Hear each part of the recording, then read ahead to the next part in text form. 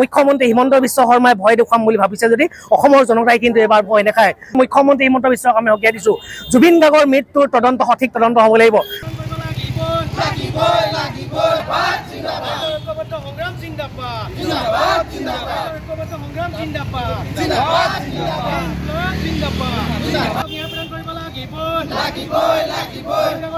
ৰাজনীতি বন্ধ হ'ব লাগিব।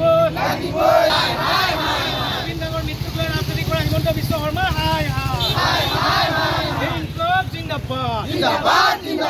হত্যাকাৰীক ফাঁচি দিব লাগিব।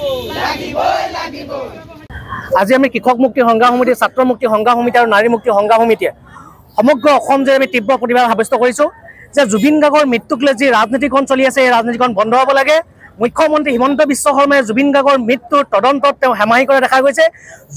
জুবিন গাৰ্গৰ মৃত্যুৰ তদন্তত ইতিমধ্যে মুখ্যমন্ত্ৰী হিমন্ত বিশ্ব শৰ্মাই কেঁচুখান্দতে সাপ উলিওৱাৰ ভয়ত তেখেতে আজে বাজে কথা কৈ অসমৰ মানুহক বিভ্ৰান্তি সৃষ্টি কৰি আছে।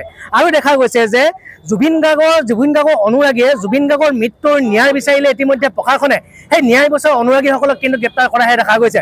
সঠিক তদন্ত কৰি হত্যাকাৰীসকলক তেওঁলোকে চিনাক্ত কৰিব পৰা নাই।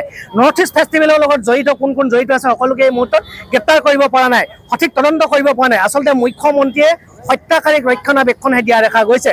মুখ্যমন্ত্ৰী হিমন্ত বিশ্ব শৰ্মাই হত্যাকাৰীক বচাবৰ বাবে অসমৰ ৰাইজক আভুৱা সৃষ্টি কৰিছে। গতিকে মুখ্যমন্ত্ৰী হিমন্ত বিশ্ব শৰ্মাক আমি সকীয়াই দিছোঁ, জুবিন গাৰ্গৰ মৃত্যুৰ তদন্ত সঠিক তদন্ত হ'ব লাগিব।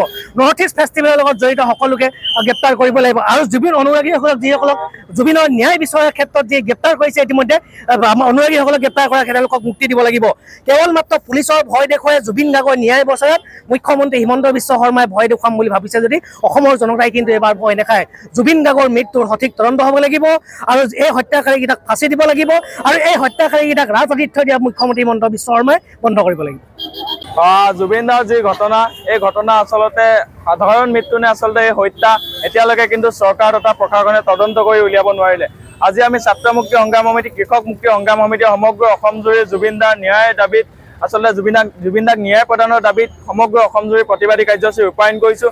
আৰু আজি আমি শিৱসাগৰ জিলা ছাত্ৰ মুক্তি সংগ্ৰাম সমিতি, কৃষক মুক্তি সংগ্ৰাম সমিতি শিৱসাগৰতো আমি প্ৰতিবাদী কাৰ্যসূচী ৰূপায়ণ কৰিছোঁ। আৰু আজি আমি এই প্ৰতিবাদৰ জৰিয়তে অসম চৰকাৰ তথা প্ৰশাসনক এটা দাবী জনাব বিচাৰিছোঁ, অতি শীঘ্ৰে যদি জুবিন দাক ন্যায় প্ৰদান নকৰে, এই গোটেই ঘটনাটো উচিত তদন্ত কৰি দোষীক আচলতে যদি উচিত শাস্তি প্ৰদান নকৰে, তেতিয়া কিন্তু অনাগত দিনত ইয়াতকৈ ভয়াৱহ আচলতে কাৰ্যৰ সৃষ্টি হ'ব।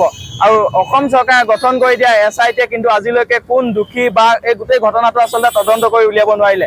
SITয়ে নতুনকৈ যিসমূহ কথা কৈ আছে, এই ৰসৰাজে আচলতে চেলমেনজনে তাতকৈ বেছি কথা জানে। আমি SITক আচলতে দাবী জনাব বিচাৰিছোঁ, এই গোটেই ঘটনাটো উচিত তদন্ত কৰি জুবিন দাক ন্যায় প্ৰদান কৰক। আৰু এই গোটেই ঘটনাটোত আচলতে মুখ্যমন্ত্ৰী হিমন্ত বিশ্ব শৰ্মাৰ লগতে বিজেপি চৰকাৰখনে গোটেই ৰাজনীতিকৰণ কৰি আছে।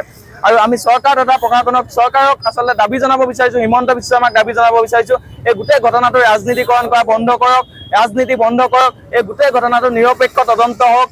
আপোনালোকে আজিলৈকে কিয় তদন্ত কৰিবলৈ ভয় খাই আছে? ৰিণিকী ভূঞাৰ নাম আহোঁতে কিয় আপোনালোকে আচলতে যুৱকক ধৰি বান্ধি জেললৈ প্ৰেৰণ কৰিছে? কিয় আজি ভিক্টৰ দাসকে ধৰি অজয় ফুকনকে ধৰি জেললৈ প্ৰেৰণ কৰিছে? অজয় ফুকনক উলিয়াই দিছে যদি ভিক্টৰ দাসক এতিয়ালৈকে কিন্তু উলিয়াই দিব পৰা নাই। আমি দাবী জনাইছোঁ, যিকেইজনক গ্ৰেপ্তাৰ কৰি থৈছে সকলোকে মুকলি কৰি দিব লাগে। আৰু এই গোটেই ঘটনাটোত কোন জড়িত হৈ আছে সকলোকে আচলতে চিনাক্ত কৰি উচিত শাস্তি প্ৰদান কৰক। এইখিনি মই সোমাইছোঁ দেই।